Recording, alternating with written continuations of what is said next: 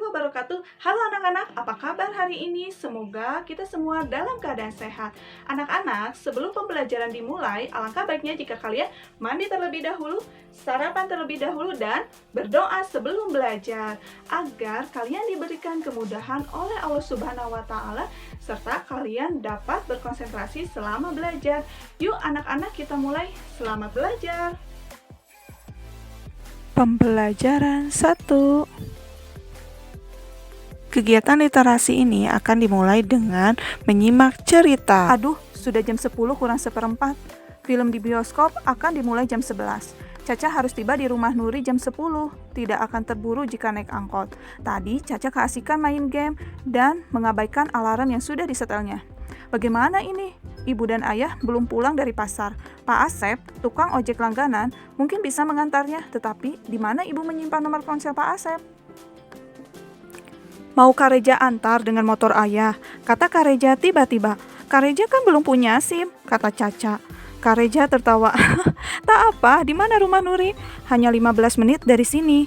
Bisa 10 menit saja dengan motor. Tapi Caca kembali terdiam. Ya, untuk pergi ke rumah Nuri, mereka harus melewati jalan besar dan persimpangan yang cukup ramai. Bagaimana kalau ada apa-apa? Lagi pula, ayah pasti tak mengizinkan sepeda motornya dipakai Kak Reja. Tapi apa? Desak Kak Reja. Nggak apa-apa. Ayo kita pergi sekarang, jawab Caca. Sebentar saja, batinnya. Pada saat ibu dan ayah tiba di rumah nanti, Kak Reja pasti sudah kembali. Mereka melewati belokan menurun yang sempit dan curam. Berhenti dulu, Kak, kata Caca.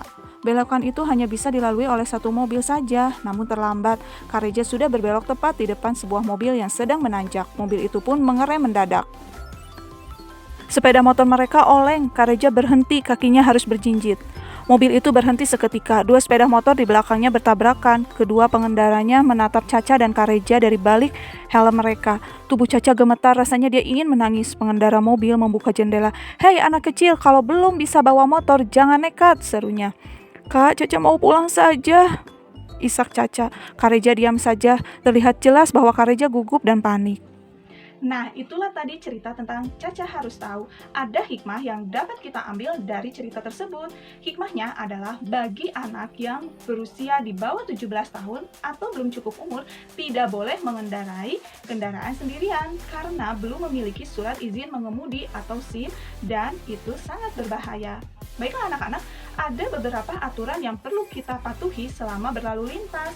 Apa saja aturan itu? Yuk kita simak dan mudah-mudahan kalian bisa menerapkannya dalam kehidupan sehari-hari. Anak-anak, berikut adalah tata tertib lalu lintas. Yang pertama, pengendara wajib mempunyai surat izin mengemudi atau SIM. Hal ini merupakan salah satu peraturan lalu lintas yang wajib dipatuhi oleh pengendara, baik pengendara roda 2 maupun pengendara roda 4. Yang kedua, jangan lupa untuk selalu membawa STNK. Membawa surat tanda nomor kendaraan atau STNK menjadi bagian penting dari tata tertib lalu lintas. Yang ketiga, patuh terhadap rambu lalu lintas. Nah, rambu lalu lintas ini dibuat agar seluruh pengendara dapat sampai tujuan dengan selamat. Maka dari itu, sebaiknya kalian wajib perhatikan rambu-rambu yang berlaku. Rambu-rambu lalu lintas juga berfungsi untuk memandu pengguna jalan supaya tetap aman dan selamat sampai tujuan. Yang keempat, patuhi batas kecepatan. Nah, sebelum berpergian, kalian wajib mengetahui batas kecepatan maksimum. Yang kelima, gunakan helm saat berkendara. Bagian penting dari tata tertib berkendara sepeda motor yang wajib dilakukan adalah menggunakan pengaman saat berkendara di jalan raya.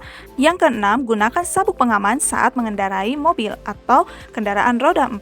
Dan yang terakhir, jangan lewat trotoar meskipun ketika di jalanan sedang macet. Dalam kegiatan numerasi, kalian akan belajar jaring-jaring kubus. Hore, ada paket. Pernahkah ayah atau ibumu menerima kiriman paket? Saat ini, kita dapat berkirim barang ke berbagai daerah dengan cepat dengan menggunakan jasa pengiriman paket. Barang yang hendak dikirim biasanya dikemas rapi dalam kotak kardus berbentuk balok atau kubus. Orang yang bertugas mengirim paket sering disebut kurir ekspedisi.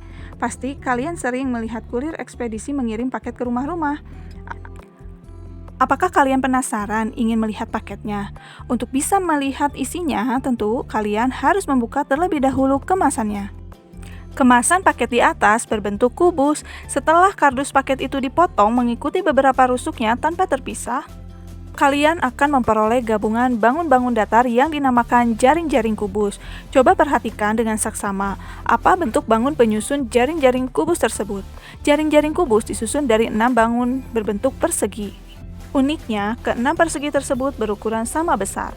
Artinya, jika ke-6-nya dilipitkan akan pas menutup satu sama lain. Persegi-persegi yang berukuran sama itu disebut persegi-persegi yang kongruen. Kongruen artinya sama atau sebangun. Jadi, kubus disusun oleh 6 persegi yang kongruen. Nah, anak-anak, tahukah kalian kalau jaring-jaring kubus banyak sekali polanya? Berikut adalah pola-pola jaring-jaring kubus lainnya. Baiklah anak-anak, pembelajaran hari ini sudah selesai. Nah, setelah menyimak penjelasan dari Ibu, jangan lupa kalian kerjakan tugas dari Ibu ya. Nah, anak-anak, semoga apa yang Ibu sampaikan hari ini bisa bermanfaat untuk kalian dan bisa kalian terapkan dalam kehidupan sehari-hari. Jangan pernah menyerah dalam belajar. Apabila menemukan kesulitan, teruslah berusaha agar apa yang kalian pelajari bisa kalian pahami. Terima kasih anak-anak, sampai jumpa. Assalamualaikum warahmatullahi wabarakatuh.